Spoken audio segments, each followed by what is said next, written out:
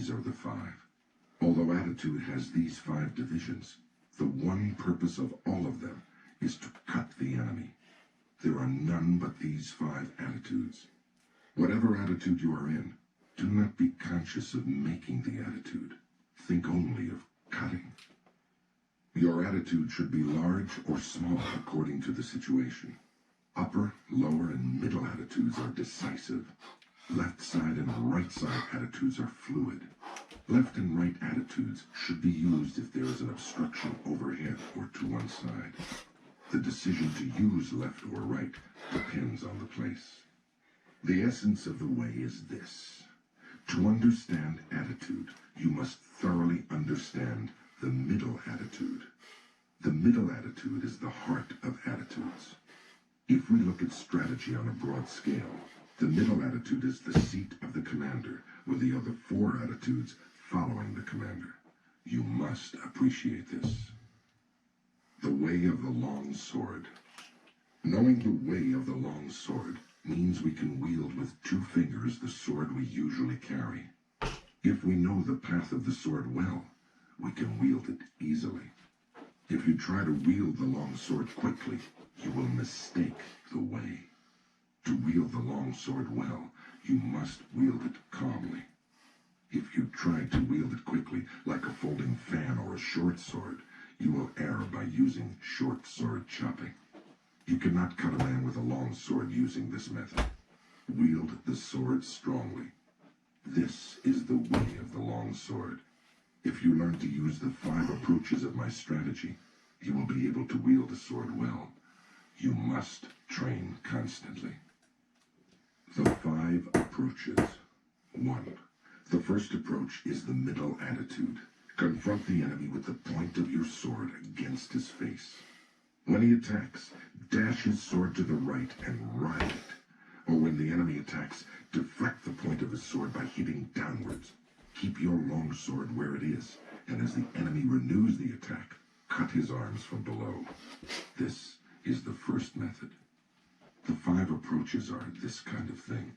You must train repeatedly using a long sword in order to learn them. When you master my way of the long sword, you will be able to control any attack the enemy makes. I assure you, there are no attitudes other than the five attitudes of the long sword of Nito. 2. In the second approach with the long sword, from the upper attitude, cut the enemy just as he attacks. If the enemy evades the cut, keep your sword where it is, and scooping up from below, cut him as he renews the attack. It is possible to repeat the cut from here. In this method, there are various changes in timing and spirit. You will be able to learn this by training in the Ichi school. You will always win with the five long sword methods. You must train repetitively. Let's do that. 3. There are no attitudes other than the five attitudes of the long sword of Nito. 2. In the second approach with the long sword, from the upper attitude, cut the enemy just as he attacks. If the enemy evades the cut, keep your sword where it is, and scooping up from below, cut him as he renews the attack. It is possible to repeat the cut from here. In this method, there are various changes in timing and spirit. You will be able to learn this by training in the Ichi school. You will always win with the five long sword methods. You must train repetitively. 3.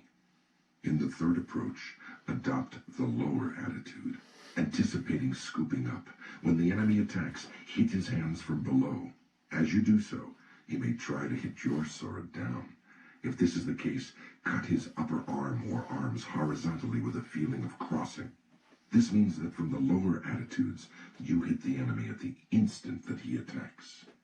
You will encounter this method often, both as a beginner and in later strategy. You must train holding a long sword. 4. In this fourth approach, adopt the left side attitude. As the enemy attacks, hit his hands from below. If, as you hit his hands, he attempts to dash down your sword with the feeling of hitting his hands, parry the path of his long sword and cut across from above your shoulder. This is the way of the long sword. Oh, back. Through this method, Okay. You win by parrying the line of the enemy's attack. You must research this. Okay. 5. In the 5th approach, the sword is in the right side attitude. In accordance with the enemy's attack, cross your long sword from below at the side to the upper attitude. Then cut straight from above. This method is essential for knowing the way of the long sword well. If you can use this method, you can freely wield a heavy long sword. I cannot describe in detail how to use these 5 approaches. You must become well acquainted with my in harmony with the long sword way.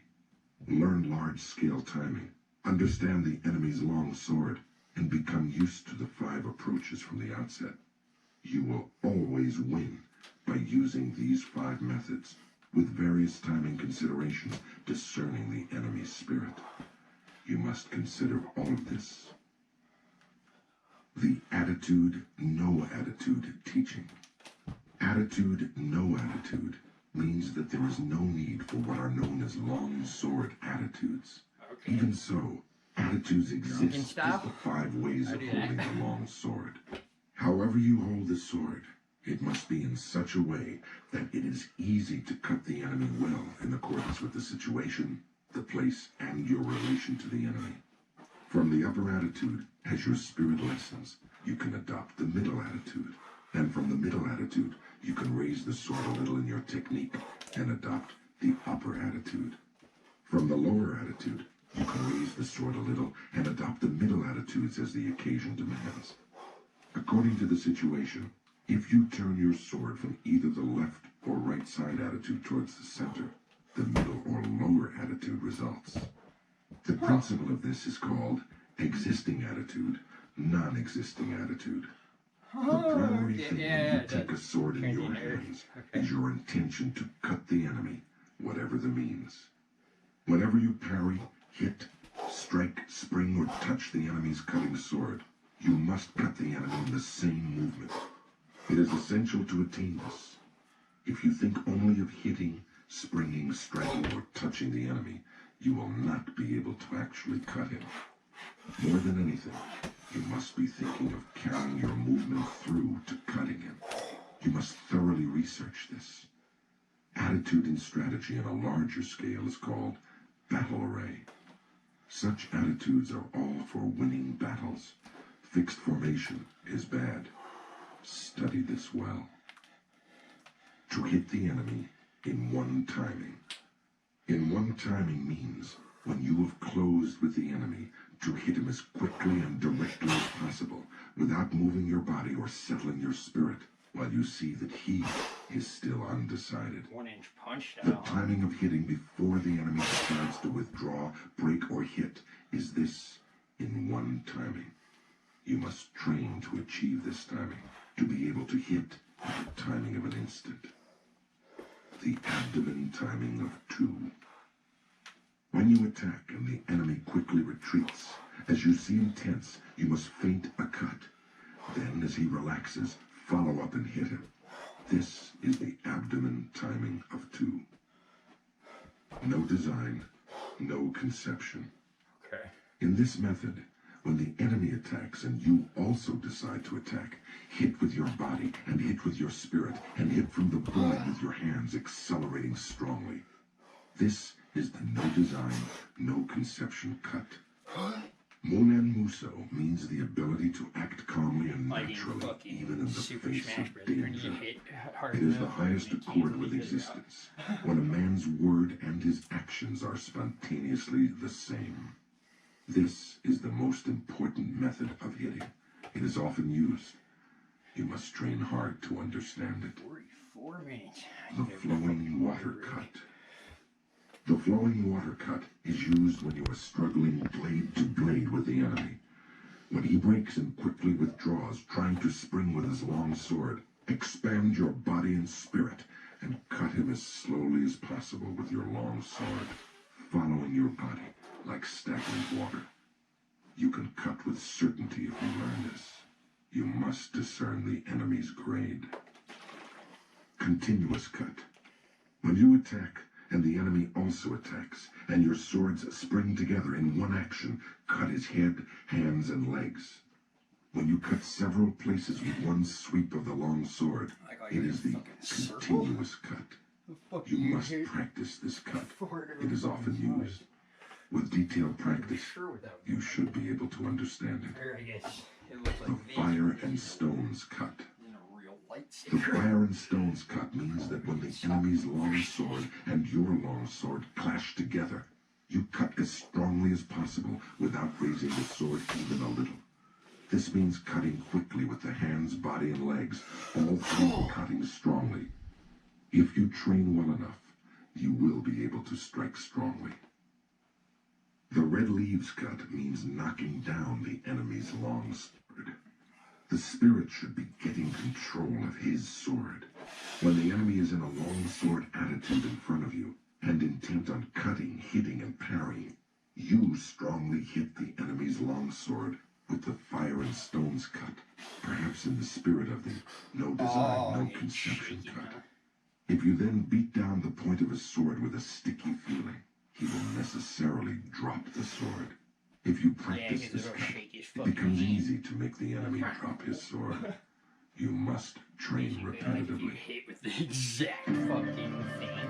That's a cool fucking idea. They do make sword breakers. I don't think the Japanese use them as much, but they were in medieval shit. The body in place of the long sword. Also, the long sword in place of the body. Usually, we move the body and the sword at the same time to cut the enemy. However, according to the enemy's cutting method, you can dash against him